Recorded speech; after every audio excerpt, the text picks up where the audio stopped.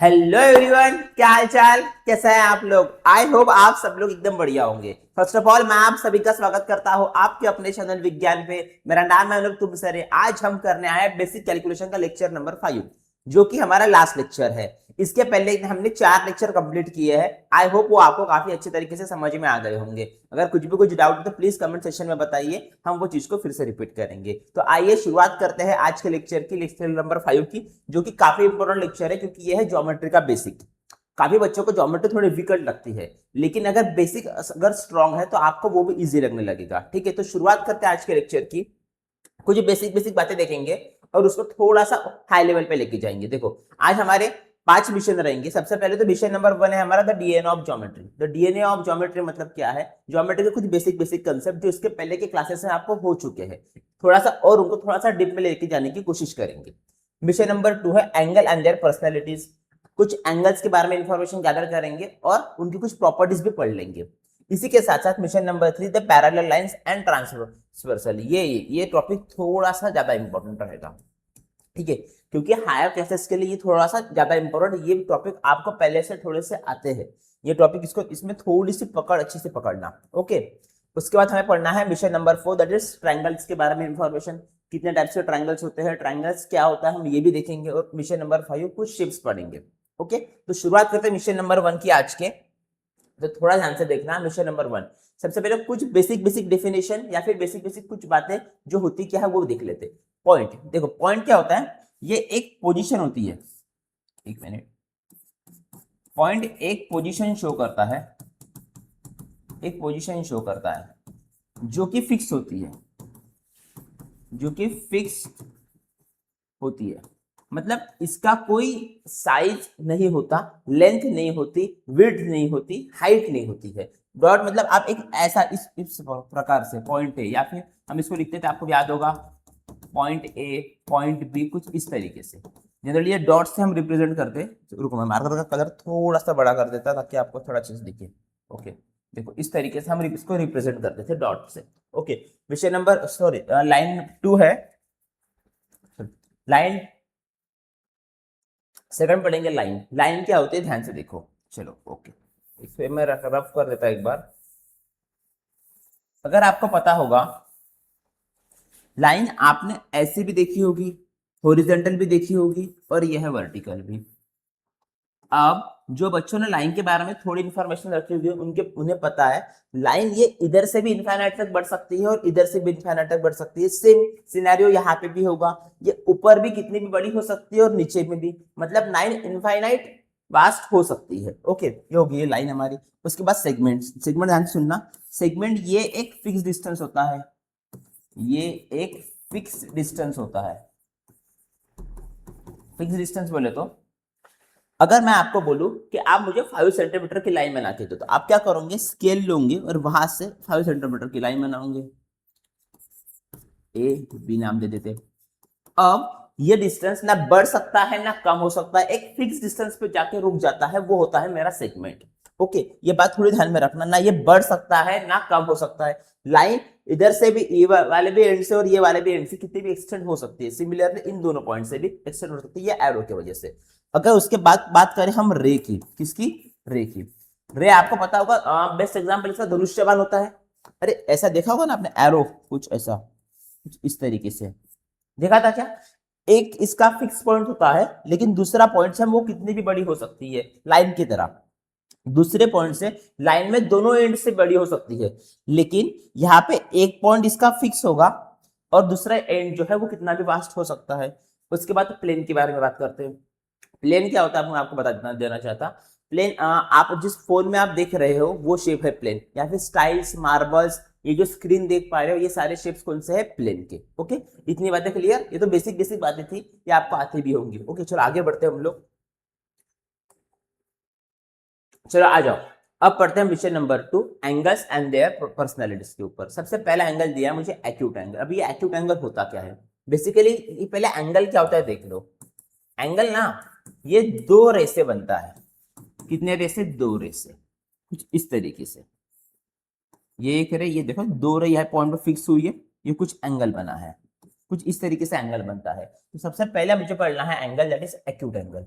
Acute angle होता क्या है, ये सिंपली आप ध्यान में देखेंगे एकदम less than 90 degree, less than 90 degree, ऐसा एंगल जो 90 से कम हो हम उसे बोलते हैं एक्यूट एंगल। इसका बेस्ट एग्जांपल यही फिगर है, देखो 90 पे अगर आपने देखा होगा कभी प्रोटेक्टर से, तो 90 पे एग्जैक्ट ऐसा एंगल बनता है, दोनों लाइन एकदम सीधी होती है, तो ये होता है 90 डिग्री का, हम इसको बोलते हैं राइट एंगल। आपको दिया भी होगा, देखो एक्यूट मतलब जो लेस देन 90 डिग्री होता है।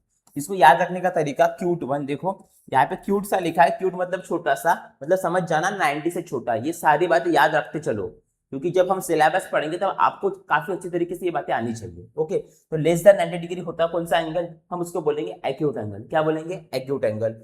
और जो राइट एंगल होता है वो कितने डिग्री का होता है, एग्जैक्ट 90 डिग्री का। कितने डिग्री का होता है, 90 डिग्री। अगर बोल दूं तो आपको समझ में आ जाना चाहिए मैं राइट एंगल के बारे में बात करना चाहता हूं। उसके बाद है ऑब्टूस एंगल। ऑब्टूस एंगल 90 से बड़ा होता है, तो यहाँ पे लिख लेते ग्रेटर देन 90 डिग्री, मतलब ये जो एंगल है वो कुछ 90 से बड़ा होगा, कुछ इस तरीके से 90 से बड़ा मान के चलेंगे। ये 100, चलो 120 डिग्री का एंगल है, ये कितने डिग्री का, 120 डिग्री का, जो 90 से कैसा है, बड़ा है। उसके बाद एक स्ट्रेट एंगल, एक स्ट्रेट लाइन होती है, इसके ऊपर अगर आप एक एंगल फॉर्म करोगे कुछ इस तरीके से, वो होता है 180 डिग्री का। कितने डिग्री का, 180 डिग्री का। ये बात ध्यान में रखना, स्ट्रेट एंगल कितने का होता है, 180 डिग्री का। इसके अलावा मैं आपको अपनी तरफ से और दो बताना देना चाहता हूं, दैट इज वो है, ध्यान से सुनना, एक है कॉम्प्लीमेंट्री एंगल और एक सप्लीमेंट्री एंगल। एक है कॉम्प्लीमेंट्री एंगल,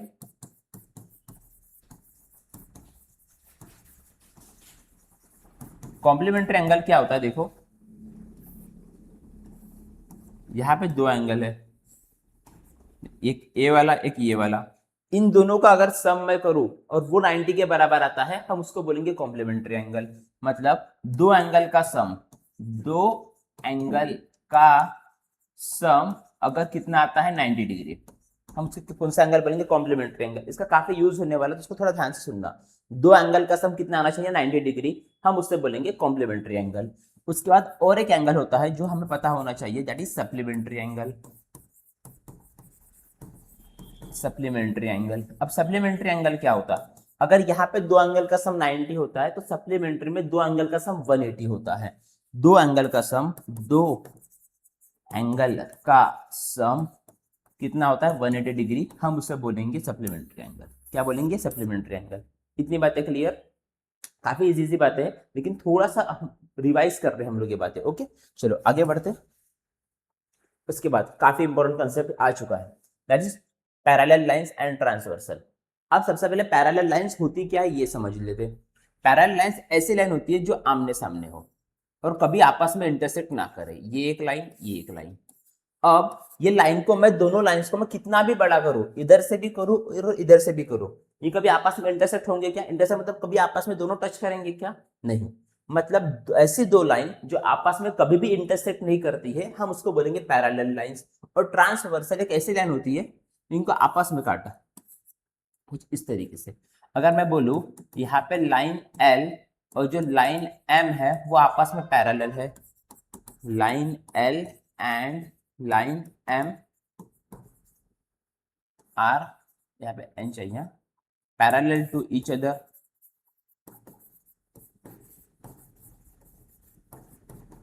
एंड जो ये लाइन एन है, लाइन एन है इस ट्रांसवर्सल, इस क्या है, ट्रांसवर्सल। ऐसे लाइन जो दोनों लाइन को काटते हुए निकलती है, हम उसको बोलते हैं ट्रांसवर्सल। इतनी बातें क्लियर। अब बात करते हैं, अगर दो लाइन पैरेलल और एक ट्रांसवर्सल है तो फिर क्या होता है। अगर दो लाइन पैरेलल है और एक ट्रांसवर्सल है, वहां पे 8 एंगल फॉर्म होते हैं। कितने एंगल फॉर्म होते हैं, 8 एंगल फॉर्म, 8 एंगल फॉर्म। ये कब होता है, ध्यान से सुनो फिर से। अगर दो लाइन आपस में पैरेलल होती है और एक ट्रांसवर्सल जाती है, कितने एंगल्स फॉर्म होते हैं, 8 एंगल। इनकी कुछ प्रॉपर्टीज हम यहाँ पे देख लेते हैं। मैं एक बार फिर से फिगर बना लेता हूं। ओके, चलो हमने बोला कि यहाँ पे कितने एंगल फॉर्म होते, 8 एंगल। चलो अब वो 8 एंगल कैसे होते वो भी देख लेते। ये पहला वाला एंगल ले लो, ये दूसरा वाला, ये तीसरा, ये चौथा, ये फिफ्थ, सिक्स, सेवेंथ और एट। ओके, ये 8 एंगल्स फॉर्म हो चुके हैं। इनकी कुछ प्रॉपर्टीज देखते हैं। सबसे पहली प्रॉपर्टी आती है मेरी, दैट इज करस्पॉन्डिंग एंगल। एक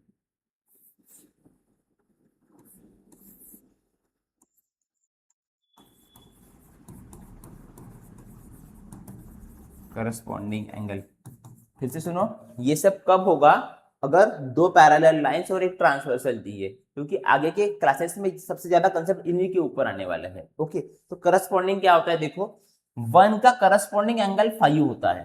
क्या बोला, फिर से सुनो, 1 का करस्पॉन्डिंग एंगल 5 होता है, तो 2 का क्या होगा 6, 3 का अगर 7 होता है तो 4 का क्या होगा 8। कुछ इस तरीके से। क्या बोला, एंगल 1 का करस्पॉन्डिंग एंगल क्या होता है, एंगल 5। मतलब ये दोनों एंगल आपस में कॉन्ग्रुएंट होते हैं। कॉन्ग्रुएंट मतलब इक्वल। अगर एंगल 1 मुझे 50 डिग्री का दिया है तो एंगल 5 भी कितने का होगा, 50 डिग्री का। ये कॉन्ग्रुएंट का सिंबल है। कॉन्ग्रुएंट का मतलब सेम, जितने का ये एंगल उतने का ही ये एंगल होगा। अब एंगल 1 और 5 तो लिख लिए, अब बारी एंगल 2 की। एंगल 2 कॉन्ग्रुएंट होता है एंगल 6 को। सिमिलरली एंगल 3 कॉन्ग्रुएंट होता है एंगल 7 को, और एंगल 4 कॉन्ग्रुएंट होता है एंगल 8 को। ओके, ये होते हैं मेरे करस्पॉन्डिंग एंगल। इसके अलावा सेकंड है that is vertically opposite angle. Vertically opposite angle, अब ये क्या होता है ये भी देख लो। वर्टिकली अपोजिट की जनरली हम एक्स में देखते हैं, अपोजिट एंगल ये जनरली हम लोग एक्स में देखते हैं। मतलब जहां पे एक्स दिख रहा है, देखो ये और ये दिखा है अपोजिट वाला एंगल। जो अपोजिट वाले एंगल होते हैं वो आपस में कॉन्ग्रुएंट होते हैं वर्टिकली अपोजिट एंगल में। पहले तो हमने करस्पॉन्डिंग एंगल देख लिए, अब बारी वर्टिकली की। 1 का अपोजिट वाला एंगल एंगल 3 होता है, मतलब एंगल 1 कॉन्ग्रुएंट होता है एंगल 3 के लिए। एंगल 2 का कॉन्ग्रुएंट होता है एंगल 4। एंगल 5 का होगा एंगल 7, और एंगल 6 का होगा एंगल 8। अब ये बातें तो समझ में आ जानी चाहिए। अगर एंगल 1 50 का दिया तो एंगल 3 भी 50 का। एंगल 2 अगर 60 का दिया तो एंगल 4 भी 60 का। कॉन्ग्रुएंट मतलब दोनों एंगल सेम हो जाएंगे फिर। ओके, उसके बाद हम देखते that is alternate angle. Alternate angle, ये जो पहले 3 ना काफी इंपॉर्टेंट है, ये हर बार पूछता है। अल्टरनेट एंगल बनता है जेड में। कहा बनता है, जेड में। जहां जहां पे हमें जेड मिल गया तो समझ के चलो कि मुझे अल्टरनेट एंगल मिल गया। सबसे पहला जेड देखो, ध्यान से देखो, ये वाला मिल रहा है, इसके बीच में एंगल 3 और 5 आ रहा है, मतलब एंगल 3 कॉन्ग्रुएंट होगा एंगल 5 को। सेम 4 इधर का भी तो जेड मिल रहा है ना मुझे, तो जेड इधर का भी मिलने पे 4 और 6 हो जाएगा, तो angle 4 congruent to angle 6। Same जो बाहर वाले हैं एक्सटीरियर, हम उनको अल्टरनेट एंगल बोलते हैं, हम वो भी ले लेते हैं। 1 का आता है 7, एंगल 1 का कॉन्ग्रुएंट होता है एंगल 7, और सेम 2 का आता है मेरा 8, एंगल 2 का कॉन्ग्रुएंट एंगल आता है। ये एक्सटीरियर वाले हैं, लेकिन हम फिलहाल में उनको अल्टरनेट एंगल में ही काउंट करते हैं। ओके, चलो इसके अलावा और कुछ बातें ध्यान से सुनो, दैट इज वो है linear pair angle. Linear pair angle, अब लीनियर पेयर एंगल क्या होता है ये भी सुन लो। लीनियर पेयर एंगल कुछ नहीं होता है, एक लाइन के ऊपर दो एंगल होंगे, उनका सम 180 होगा।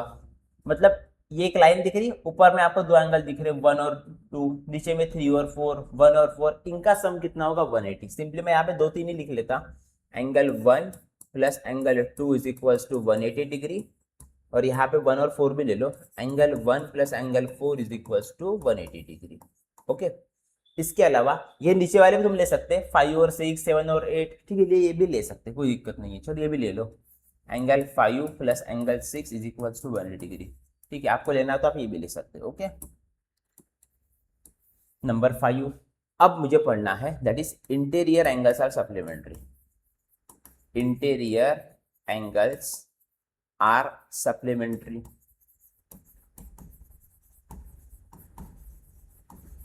अब इंटीरियर एंगल से सप्लीमेंट्री का मतलब क्या है? सप्लीमेंट्री हमने वर्ड थोड़ी देर पहले सुना, दो एंगल का सम कितना होता है 180 डिग्री। इंटीरियर एंगल मतलब देखो ये दो लाइंस दिख रही है, दो लाइंस के बीच के एंगल ये वाले, इनका सम होना चाहिए 180 डिग्री। मतलब एंगल 3 और एंगल 6 का सम होना चाहिए, एंगल 3 प्लस एंगल 6 का सम होना चाहिए 180 डिग्री, और एंगल 4 और एंगल 5 का आना चाहिए सम कितना 180 डिग्री। बस इतनी बातें आप अपने दिमाग में रखेंगे, इतनी बातें। अगर इतनी बातें आपके दिमाग में है तो आप काफी अच्छे लेवल पे आप खेल लेंगे और आपको इतना डिफिकल्ट तो नहीं आएगा मैथमेटिक्स। ओके, इसका आप स्क्रीनशॉट ले लो, फिर हम आगे बढ़ते हैं। चलो, अब बारी है ट्राइंगल्स की। ट्राइंगल्स क्या होता है? एक थ्री साइड क्लोज फिगर होती है। बेसिकली ट्राइंगल क्या होता है? एक थ्री साइडेड क्लोज्ड फिगर होती है। ओके, थ्री साइडेड क्या होती है? क्लोज फिगर, हम उसको बोलते हैं ट्राइंगल। ठीक है, जहां पे तीन साइड और तीन एंगल भी होते हैं। अब सबसे पहले आता है मेरा इक्विलैटरल ट्राइंगल। इक्विलैटरल ट्राइंगल मतलब ऐसा जहां पे मेरी तीनों साइड और तीनों एंगल सेम हो। क्या बोला? तीनों साइड और तीनों एंगल सेम चाहिए। इक्विलैटरल ट्राइंगल एक ऐसा ट्राइंगल होता है जहां पे three side and three angle are same, are same. अगर आपको पता होगा ट्रायंगल्स के एंगल्स का जो सम होता है ना, सम ऑफ एंगल ऑफ ट्रायंगल, वो होता है 180 डिग्री। लेकिन आपने बोला सर यहाँ पे तीनों एंगल सेम चाहिए और ट्रायंगल के एंगल का सम तो 180 होता है, तो हर एंगल यहाँ पे कितने डिग्री का होना चाहिए? 60 डिग्री का। कितने डिग्री का? 60 डिग्री का। मतलब each angle is equal to 60 degree. कितना डिग्री? 60 डिग्री। ये बात समझ में आई क्यों ऐसा लिखा हमने? क्योंकि ट्रायंगल के एंगल का सम कितना होता है? 180, और यहाँ पे तीनों अगर एंगल सेम है तो हर एंगल का मेजरमेंट कितना आएगा? 60 डिग्री, 60 डिग्री। चलो आगे बढ़ते। इसके अलावा हम पढ़ते हैं अभी आइसोस्केलस ट्रायंगल। अब आइसोस्केलस ट्रायंगल क्या होता है इसके बारे में भी देख लो। आइसोस्केलस ट्रायंगल ये होता है जहां पे दो एंगल्स आर इक्वल होंगे, आर इक्वल, दो साइड दो एंगल। एक फिगर ड्रॉ भी कर लेते हैं।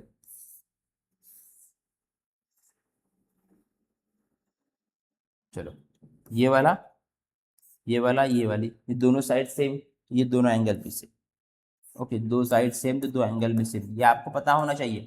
मैं पूछूंगा कि आपको आइसोस्केलस ट्रायंगल पता है क्या, तो इसके बारे में इंफॉर्मेशन आप पहले से रखेंगे। हाँ सर, दो साइड और दो एंगल सेम होती है सर। इक्विलैटरल में सर तीन साइड तीन एंगल सेम होते हैं, हर एंगल 60 का होता है। इतनी बातें आपको पता होनी चाहिए।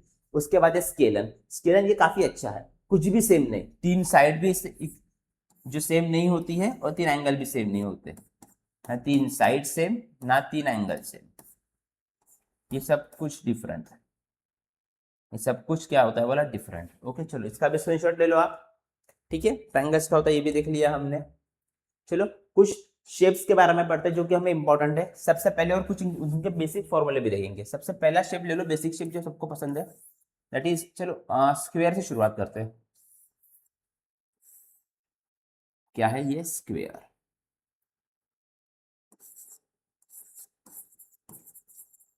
स्क्वायर शेप आपको पता ही होगा, जहां पे हमारे चारों साइड सेम होती है। चारों साइड कैसे होती है? सेम।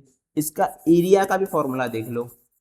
एरिया ऑफ स्क्वायर वो होता है दैट इज साइड का स्क्वायर, साइड का स्क्वायर। और पेरीमीटर ऑफ स्क्वायर होता है, पेरीमीटर ऑफ स्क्वायर होता है 4 इंटू साइड। मतलब चार साइड है तो चार चार से मल्टीप्लाई करेंगे साइड से, ये होता है स्क्वायर। क्योंकि कुछ हम प्रॉपर्टीज पे नहीं जा रहे, ये भी पता होता है हर एंगल 90 का होता है, बाद में वो डायगोनल वाली प्रॉपर्टीज उतना नहीं जा रहे, बस कुछ बेसिक बेसिक इन्फॉर्मेशन, ताकि हमको क्वेश्चन में उतनी हेल्प मिल जाए। सेम अगर सेकंड में बात करूंगा तो रेक्टेंगल की बात करेंगे हम लोग। रेक्टेंगल की पता ही होगा कि अपोजिट साइड सेम होती है। अगर ये 10 सेंटीमीटर की तो ये भी 10 सेंटीमीटर की होगी, ये अगर 5 की है तो ये भी 5 की होगी। तो प्रॉपर्टीज हो गई। हर एंगल यहाँ पे भी 90 90 का ही होता है। ठीक है, लेकिन यहाँ इसका एरिया का फॉर्मूला, एरिया ऑफ रेक्टेंगल वो होता है लेंथ इंटू ब्रेथ। ये होती है मेरी लेंथ, ये होती है मेरी ब्रेथ। ठीक है, लेंथ इंटू ब्रेथ। और पेरीमीटर ऑफ रेक्टेंगल होता है, पेरीमीटर ऑफ रेक्टेंगल होता है 2 इंटू लेंथ प्लस ब्रेथ। अब 2 इंटू लेंथ प्लस ब्रेथ कैसे है? देखो, दो लेंथ है तो 2 लेंथ प्लस कितने ब्रेथ है? 2 ब्रेथ, तो कितने ब्रेथ? 2 ब्रेथ। इसको आप ऐसा भी लिख सकते हैं, 2 लेंथ प्लस 2 ब्रेथ। ओके, यहाँ तक के क्लियर। और एक शेप के बारे में जो कि काफी इंपॉर्टेंट पता होना चाहिए मुझे, दैट इज वो है थर्ड बेसिक वाला शेप, दैट इज सर्कल का। पता होगा सेंटर से सर्कल तक के जो भी डिस्टेंस होता है वो मेरी रेडियस होती है। तो यहाँ पे ओ और ये क्या है मेरी रेडियस। अगर मैं पूरी ड्रॉ करूँ तो वो हो जाती है मेरी डायमीटर। यहाँ पे ए बी क्या है मेरी, इज इज डायमीटर। ओ ए और ओ बी भी क्या है मेरी, दैट इज रेडियस। मतलब आपका बोलना है सर ये डायमीटर में से दो रेडियस है तो डायमीटर का फॉर्मूला होगा यार 2 × r। मैं बोला बिल्कुल सही बात है, बिल्कुल सही बात है। अगर मैं आपको बोलूं कि what is area of circle, area of circle का फॉर्मूला क्या होता है, that is pi r square. अभी भूलना नहीं, अभी बता रहा हूं। और that is circumference of circle, circumference of circle वो होता है 2 पाई आर, 2 पाई आर। बस इतनी कुछ बेसिक बातें आपको पता होनी चाहिए, ठीक है, मैथ्स 2 पढ़ने के लिए, ताकि आप लोग कहीं पे भी लाई कर सके। ओके चलो ठीक है, चलो ओके। हमारा बेसिक का क्लास यहीं पे खत्म होता है। मिलते हैं नेक्स्ट क्लास में जहां पे हम शुरू करेंगे क्लास 10 का सिलेबस। धीरे धीरे धीरे देखो पूरा सिलेबस कवर करना तो धीरे धीरे मुझे शुरुआत करनी पड़ेगी। आप मुझे बताइए, अगर आप बोलेंगे तो हम लाइव क्लासेस भी लेंगे, लेकिन उसके लिए मुझे आपका सपोर्ट जरूरी है। तो लाइक करिए, सब्सक्राइब करिए और अपने फ्रेंड्स के साथ शेयर करिए। चलो मिलते हैं नेक्स्ट क्लास में, तब तक के लिए बाय।